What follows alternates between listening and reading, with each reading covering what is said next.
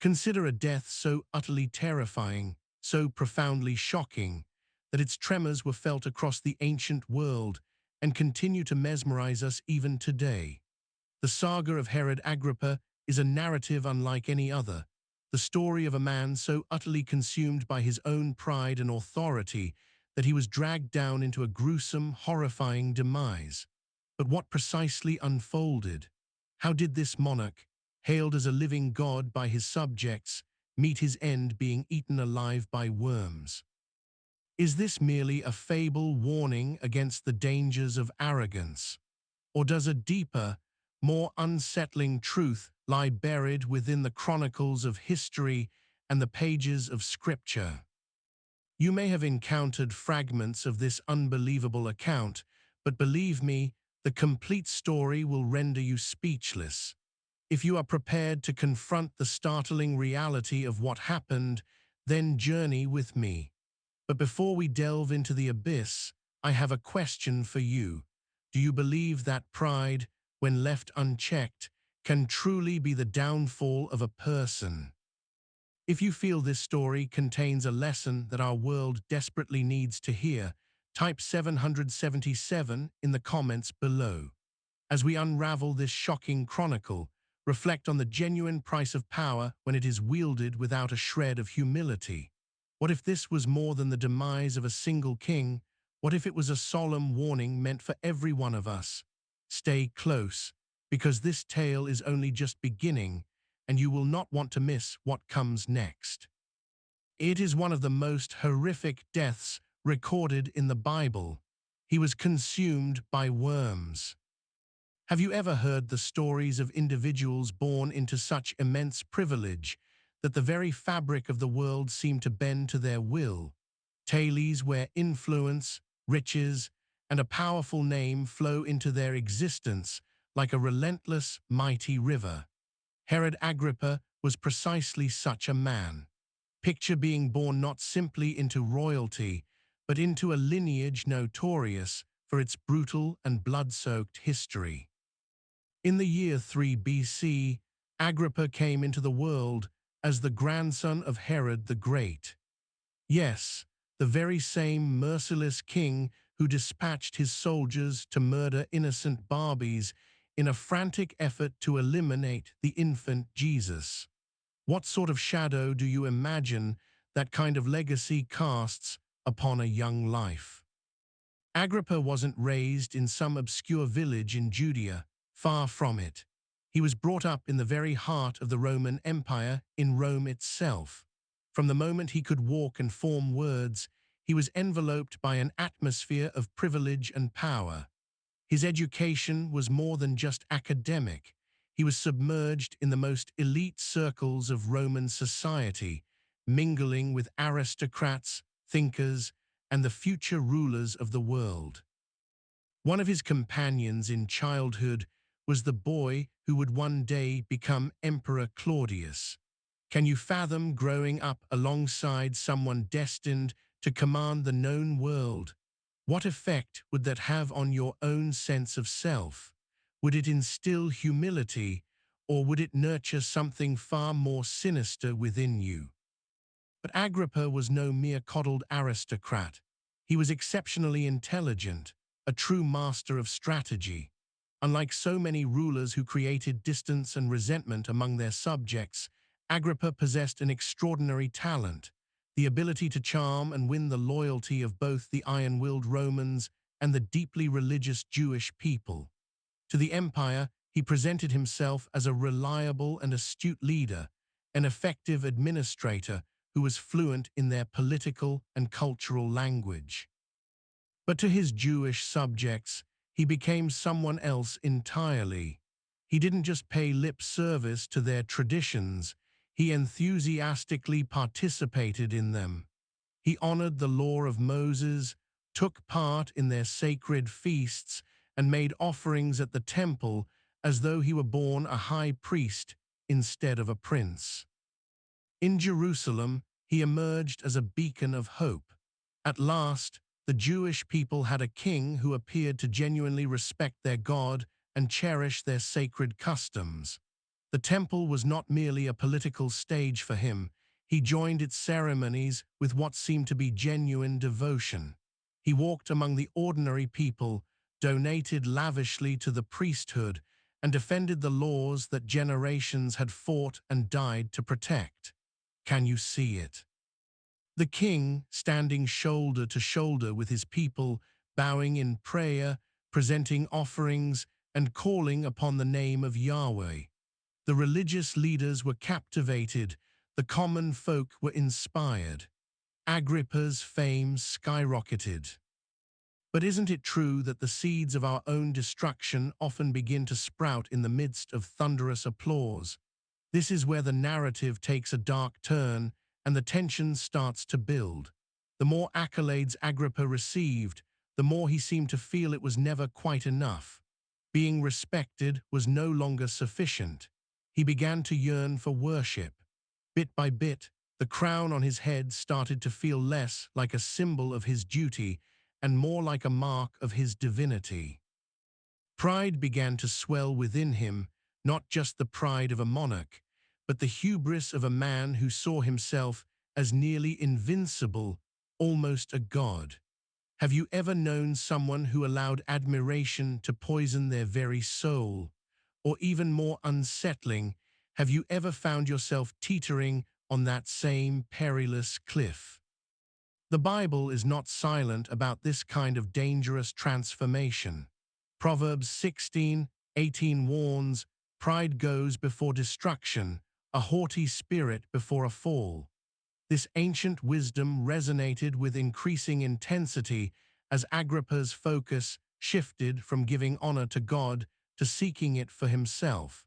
He started to persecute the early followers of Jesus, not from any deep-seated religious belief, but because it was a politically advantageous move. Suppressing this new faith earned him points with the powerful religious authorities. So he embraced the role of the persecutor with chilling, calculated precision. In just a few short years, Agrippa achieved what many had deemed impossible. He didn't just maintain his power, he greatly expanded it. His kingdom grew to be nearly as vast as his grandfather's. He reinforced the walls of Jerusalem, captivated the public with magnificent games and celebrations, and positioned himself as a divine guardian of both Jewish tradition and the Roman Empire. But beneath this glittering facade, something dark was festering. How far can a man push the boundaries before his own soul crumbles under the weight of his arrogance? How long can someone deny the truth that all glory belongs to God alone before the heavens finally answer? The unraveling had already started, though almost no one could see it, not even Agrippa himself. But what happened next would stun an entire generation, a moment so terrifying and unnatural that even secular historians could not look away. What many fail to grasp is that Herod Agrippa's genius wasn't just for showmanship and grand speeches. Behind the pageantry and religious displays was a mind finely tuned for political maneuvering. He had a unique gift that allowed him to forge alliances across a landscape fraught with cultural and religious conflict. In an era when the friction between Rome and the Jewish population could erupt at any moment, Agrippa somehow managed to walk that precarious line. He maintained the goodwill of formidable Roman emperors, while simultaneously captivating the Jewish leaders and religious establishment. But have you ever stopped to consider the price of keeping peace between sworn enemies? What toll must be paid to keep power balanced on such a razor's edge? For Agrippa, that bill was about to come due, not in quiet whispers or backroom betrayals, but in a manner so shocking it would send tremors through both the Roman Empire and the fledgling church. The truth is, success and power don't just elevate a person, they expose them.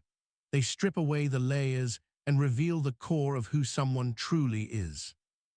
And what lay beneath Herod Agrippa's polished surface was a man growing ever more desperate to cling to his throne, no matter the cost. That throne had become his idol, and he was prepared to sacrifice anything or anyone to keep it. This desperation ushered in one of the most harrowing chapters for the early Christian community in Jerusalem, and it all started with a single, calculated action. The book of Acts, chapter 12, verse 1 tells us, "It was about this time that King Herod arrested some who belonged to the church, intending to persecute them." This was not a matter of theology. Agrippa didn't despise Jesus. He was indifferent to doctrine. This was about politics, raw, cold, power-driven politics. And the Church of Christ had just become a pawn in his high-stakes game. His first victim was James, the brother of John, one of the sons of Zebedee. This was not just any disciple. He was a member of Jesus's innermost circle, one of the three who had stood with the Messiah on the Mount of Transfiguration and heard the voice of God thunder from the clouds. Can you grasp the significance of silencing such a voice? Agrippa had him put to death by the sword. Just like that, one of the foundational pillars of the apostolic movement was torn down. The reaction was precisely what Agrippa had anticipated. The news of James's death was met with applause and satisfaction among the Jewish leaders. He had delivered them a victory, and in return he basked in their approval. But the craving for praise is an insatiable hunger. Once he had a taste, Agrippa craved more. And so his eyes fell upon an even greater prize: Peter, the leader, the rock, the undeniable voice of the church in Jerusalem. During the sacred festival of unleavened bread, Agrippa made his move. He had Peter arrested and thrown into prison, but this was no ordinary incarceration. Agrippa ensured the apostle was guarded with an obsessive level of security. 16 soldiers, organized into 4 squads, working in rotating shifts. The message was unmistakable: Peter would not escape. But what Herod Agrippa failed to comprehend, what his pride blinded him to, was that you can put a man in chains, but you cannot chain the purposes of God. While Peter languished in a dark, cold cell, believers all over the city were gathering to pray. Not just for a moment, not just in secret, but fervently and ceaselessly, crying out for a divine breakthrough. Can you picture it? The flickering light of oil lamps, the hushed sound of weeping, the trembling voices pleading with heaven to intervene. And heaven responded. In the dead of night, as Roman soldiers stood oblivious at their posts, a brilliant light flooded the prison cell. An angel of the Lord appeared beside Peter, touched him, and his chains simply fell away. Not by a sword, not by force, but by the sheer will of God. The guards saw nothing, heard nothing, and Peter walked out a free man. This event reveals something profound about the workings of God. While he permitted James to be martyred, he chose to miraculously deliver Peter. These are the deep mysteries of God's divine strategy, moments we may never fully grasp, but that invariably serve a greater design. What do you do when God shatters a prison that men believed was unbreakable? How do you account for a miracle that defies all logic? When Agrippa discovered what had happened, he was enraged. His fury erupted into bloodshed. The soldiers who had been assigned to guard Peter were executed, becoming victims of a tyrant's anger they did not deserve. But beneath Agrippa's wrath lay a chilling reality. His authority had been defied, not by a rebel army, but by an unseen power. And no matter how desperately he tried to hold on to control, it was slipping through his fingers. Still, the persecution did not end. If anything, it intensified. Agrippa initiated a citywide manhunt for the followers of Christ. Families were torn from their homes in midnight raids. Properties were confiscated. Mothers and fathers vanished, leaving their children to hide or flee for their lives. The streets of Jerusalem, which once echoed with songs from the temple, now pulsed with a rhythm of fear. What would you have done if you were living in that time? Would you have fled, or would you have stayed, risking everything for your faith? Yet history possesses a divine sense of irony. The very persecution that Agrippa unleashed became the spark that spread the gospel faster and farther than ever before. Christians who were forced out of Jerusalem carried their message like a wildfire, igniting faith in new cities and regions.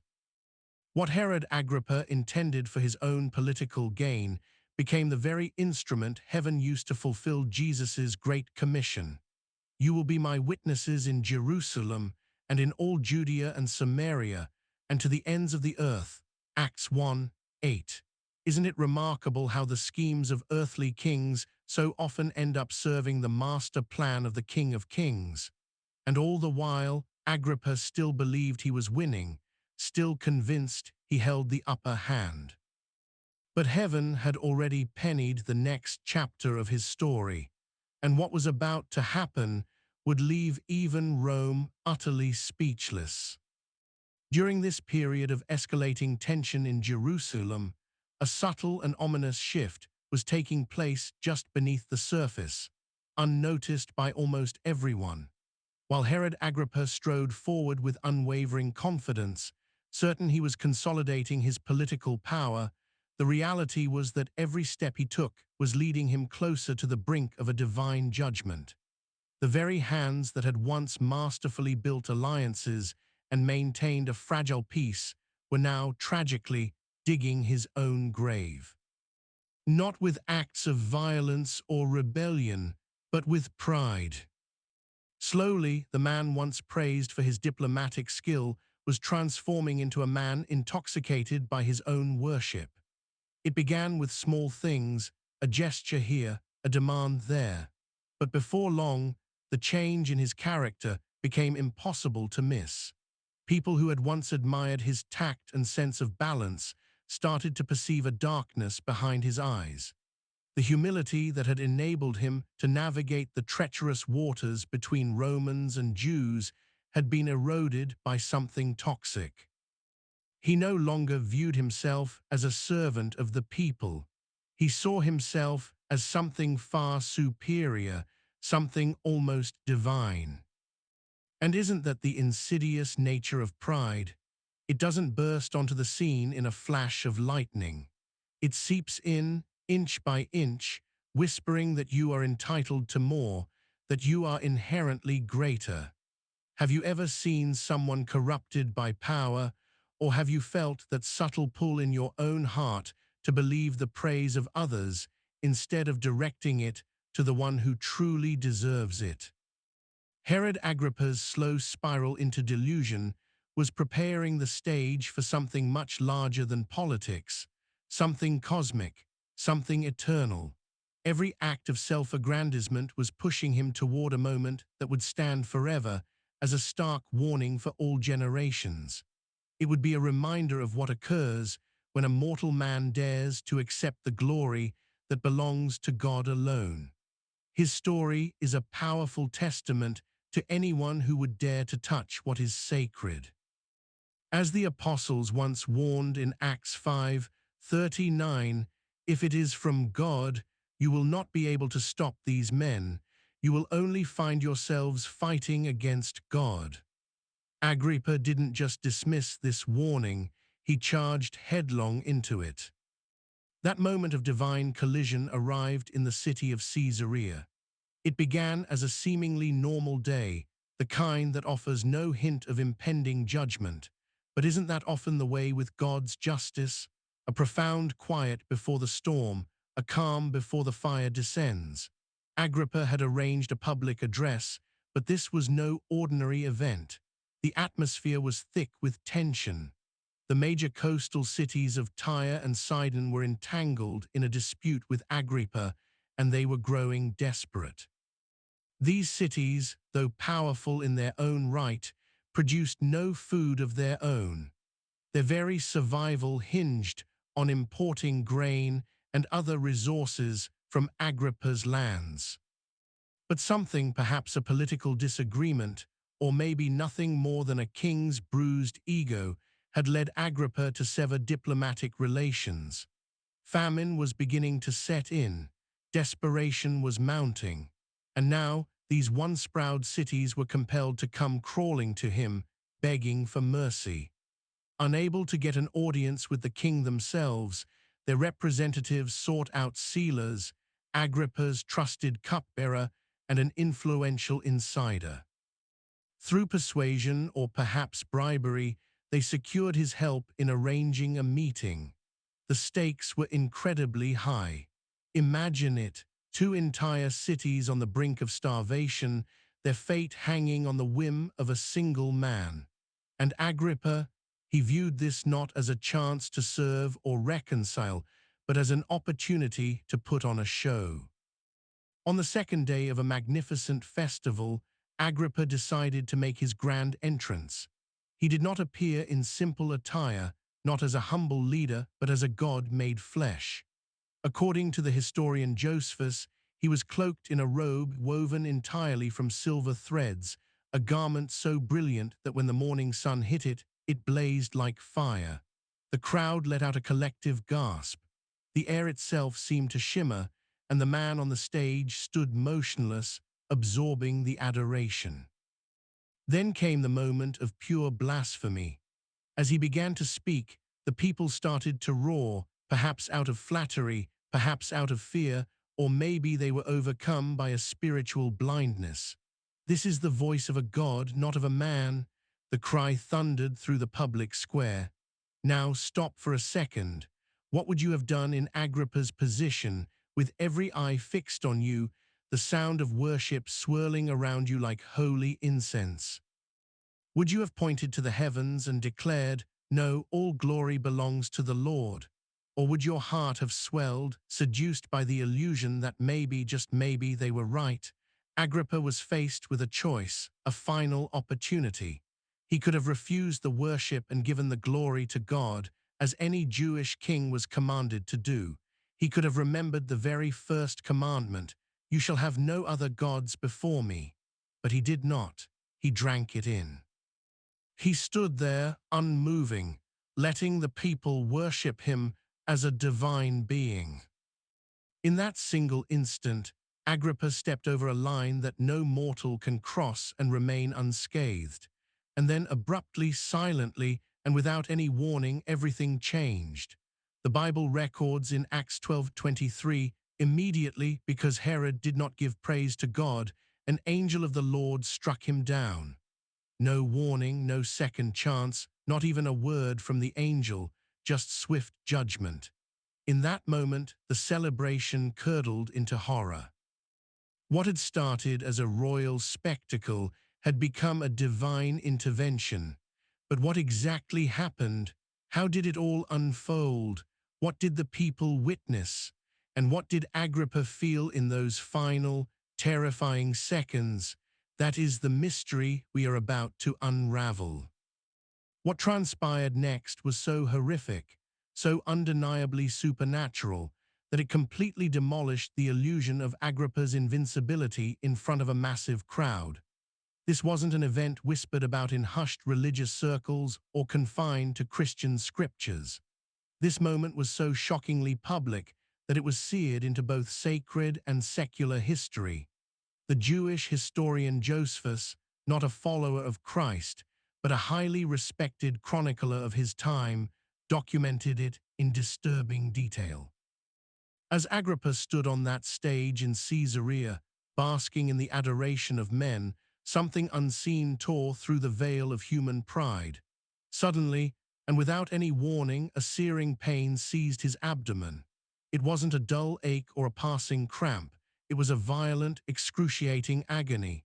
His face contorted in pain, his knees gave way.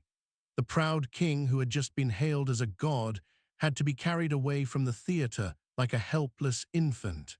Imagine the whiplash of that moment. 1 second the crowd is chanting, "The voice of a god."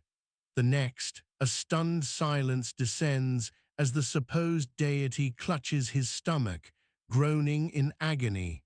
What were the people thinking? What were they whispering as they watched their radiant king come apart before their very eyes?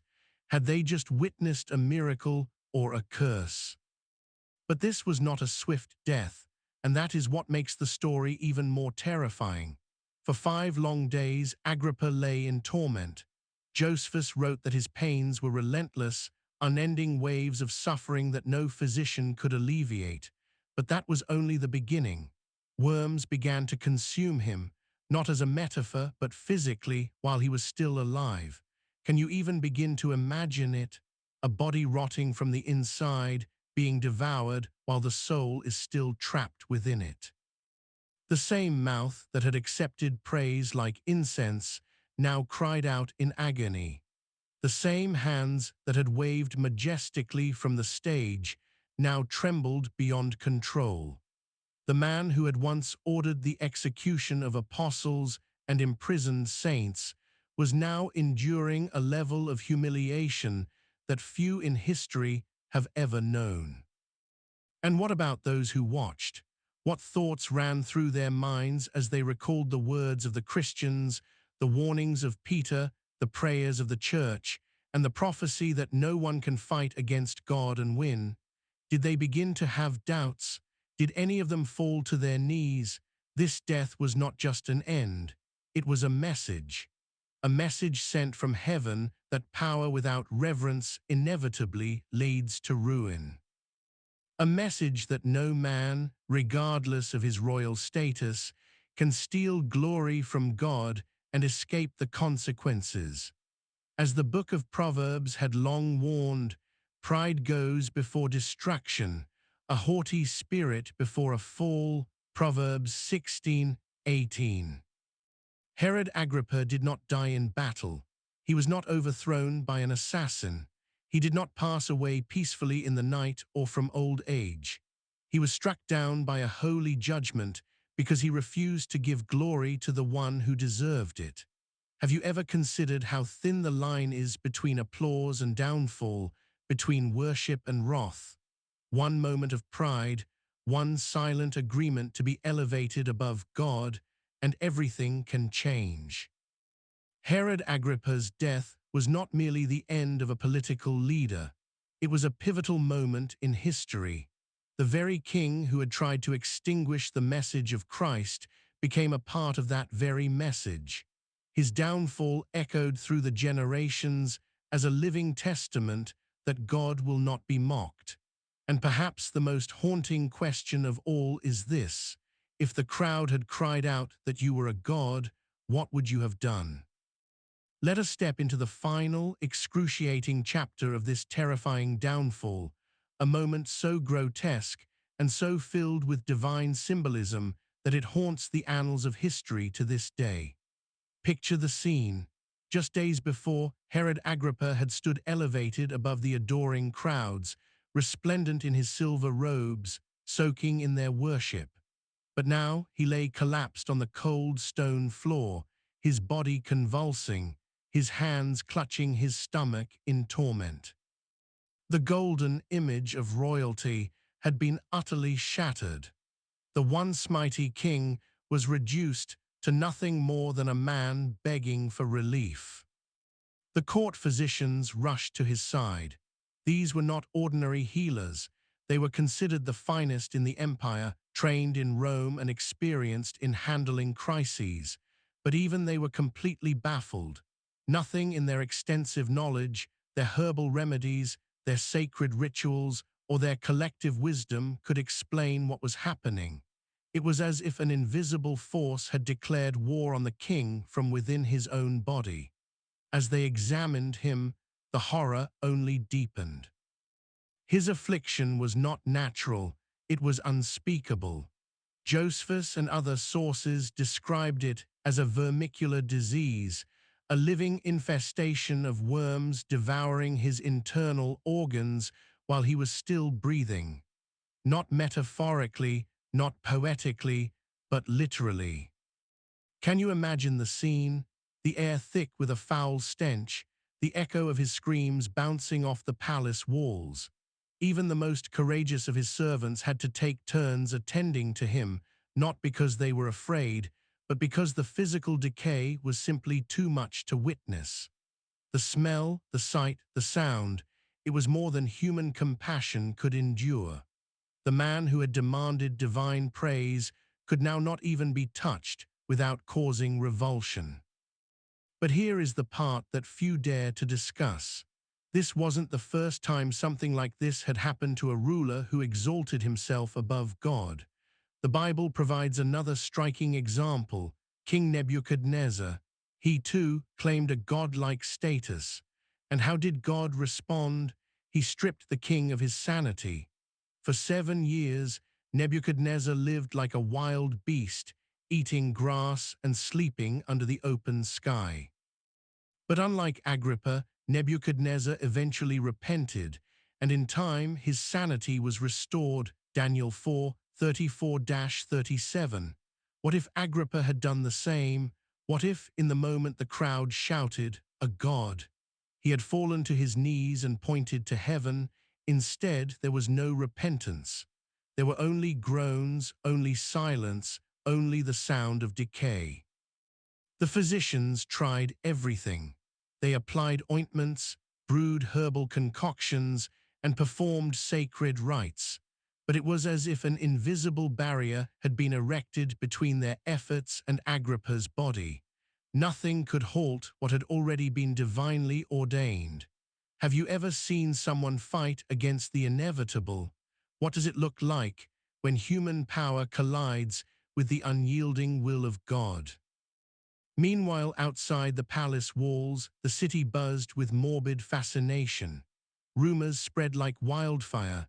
The same crowd that had once screamed, "The voice of a god," now whispered in trembling tones, "The god is being eaten by worms."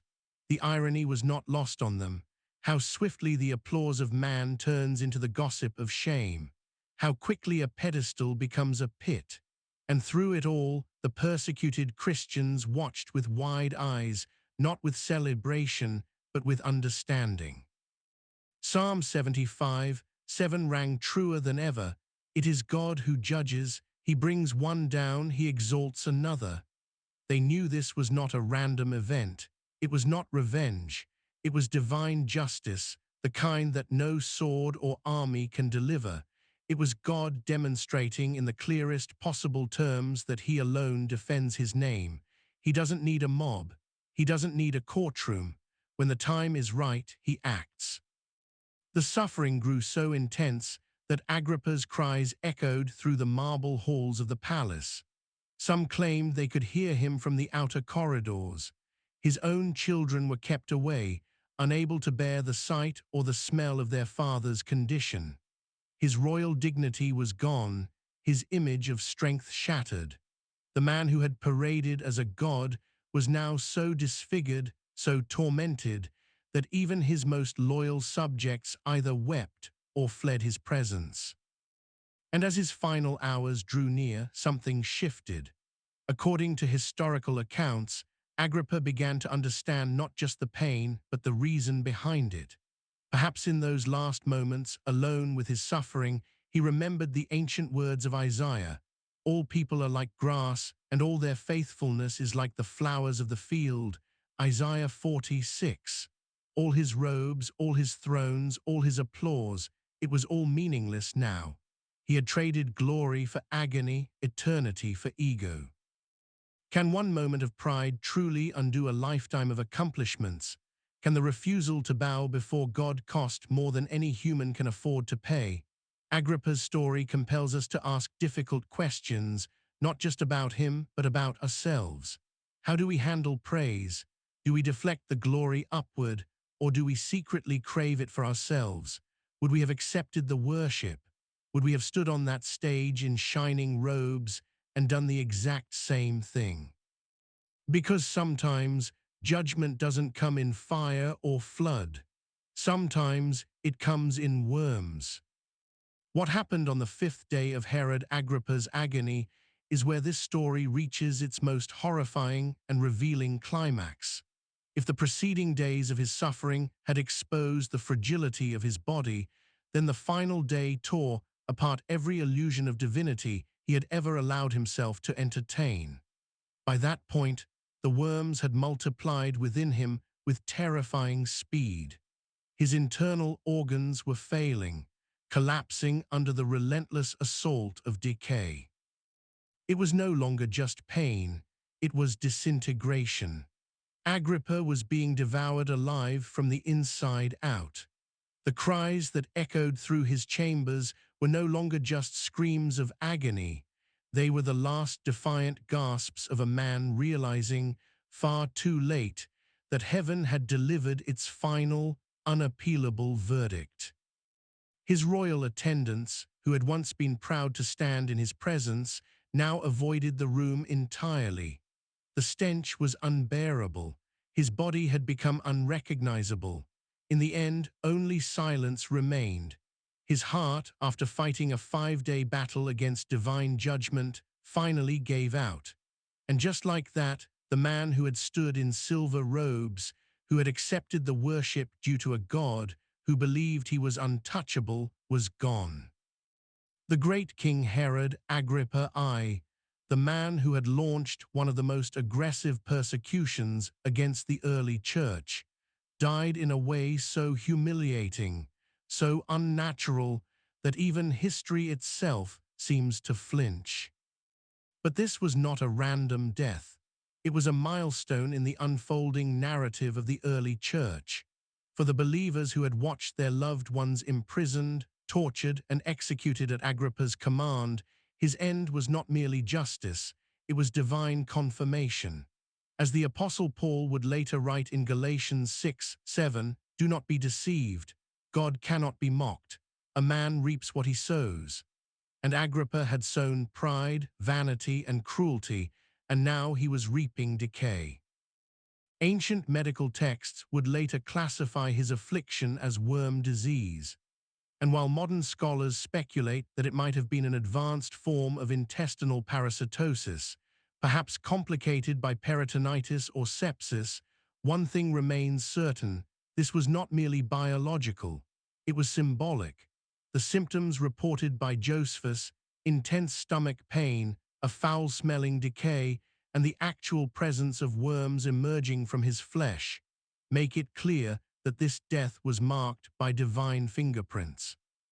What is even more mysterious is that this specific, grotesque form of death has appeared in other ancient records, many of them strangely connected to tyrants, rulers who claimed godlike status, or persecutors of the innocent. Is it a coincidence, or is it the hand of heaven writing a warning across the timeline of history? The Bible states it plainly in Acts 12:23, "Immediately, because Herod did not give praise to God, an angel of the Lord struck him down, and he was eaten by worms and died." There is no room for ambiguity. This wasn't politics. This wasn't just a disease. This was the intersection of divine holiness and human arrogance. So what does this teach us? Not just about Agrippa, but about ourselves. It teaches us what Proverbs 16:18 makes crystal clear: pride goes before destruction, a haughty spirit before a fall. Herod Agrippa's life had once been a story of brilliance, diplomacy, and success, but it ended as one of the most powerful warnings in the entire New Testament. No man can touch God's glory and walk away unscathed. What's haunting is how easily this could have been prevented. One moment of humility, one simple acknowledgement that all power comes from God.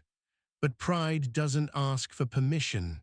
It blinds, it isolates, and ultimately it destroys. So we must ask ourselves, what throne are we clinging to in our own hearts? Where have we allowed ourselves to believe that we are in control, rather than submitting to the one who truly reigns? Because Agrippa's story is not just about the past. It's a mirror, one that asks each of us, when the applause comes, when people praise you, will you reflect the glory upward, or will you stand still, soaking it in for just one moment too long. This story stands as one of the most sobering and powerful reminders in all of Scripture. God resists the proud but gives grace to the humble. Herod Agrippa believed he could rise above mankind, even above God. But in doing so, he crossed a line that heaven will not tolerate. While he persecuted the church and accepted the worship of men, the God of justice was preparing a response, not out of spite, but as a holy warning that would echo through the generations. Agrippa's story is not an isolated incident. The Bible presents other chilling portraits of men whose pride led to their ruin. King Nebuchadnezzar, as recorded in Daniel 4, also exalted himself as if he were a god, until God struck him with madness, and he lived like a wild animal for 7 years. But unlike Agrippa, Nebuchadnezzar repented and was restored. Then there was Pharaoh, who hardened his heart time and again in defiance of God's commands through Moses. His pride drowned along with his army in the Red Sea. And King Uzziah, found in 2 Chronicles 26, dared to take on the role of a priest out of arrogance and was immediately struck with leprosy. These are not just ancient cautionary tales, they are divine echoes speaking directly into our modern world. As James 4:6 reminds us, God opposes the proud but shows favor to the humble. And that truth is as alive today as it was then. Agrippa's death was not only a personal judgment, it was a lesson carved into the stone of history. Even today, his story resonates. We may not see people standing on stages declaring themselves to be gods, but pride has not disappeared. It has simply adapted, taking on new forms. It hides behind carefully curated social media profiles.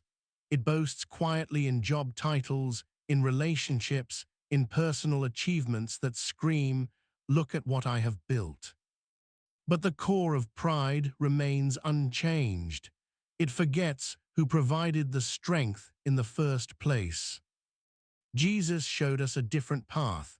In Matthew 23:12, he said, "For those who exalt themselves will be humbled, and those who humble themselves will be exalted." And he lived this truth. The Son of God, the one who spoke creation into being, humbled himself and took on the nature of a servant, Philippians 2:7. What kind of king does that? What kind of God kneels to wash the feet of men? True humility is not weakness, it is power under control. It is wisdom wrapped in reverence. As followers of Christ, we are not called to chase recognition or to hunger for applause. We are called to kneel, to serve, to acknowledge daily that every gift, every opportunity, every breath we draw is a gift from God, not a testament to our own greatness. And Herod Agrippa, his tragic end became his legacy, not one of honor, but of warning. Today, when visitors walk through the ancient ruins of Caesarea, the broken stones whisper a sacred message. Here stood a man who accepted the worship of mortals and fell under the judgment of God. The theater where he gave his final speech still stands, a silent monument to what happens when glory is stolen from its rightful owner. As 1 Peter 5:5 says once more, God opposes the proud but gives grace to the humble. In the end, Agrippa's story reminds us that no matter how high a man may rise, all glory belongs to God alone. If this story has touched your heart, opened your eyes, or reminded you of what truly matters, let us know by commenting 777 down below. That number symbolizes divine completion, and perhaps it can mark your own turning point toward greater humility and surrender. If you feel led, we thank you deeply for your support through Super Thanks. Your generosity helps us continue to share these powerful biblical narratives. And even if you are unable to give, we bless you just for being here with us. Don't forget to like this video, subscribe to the channel, and share it with someone who needs to hear this truth. We are not just telling stories, we are witnessing the voice of God speaking through history. and each story is an invitation to reflect, to repent, and to return to Him. Until next time, stay blessed and remember, the throne belongs to God. The glory belongs to God. The final word always belongs to God.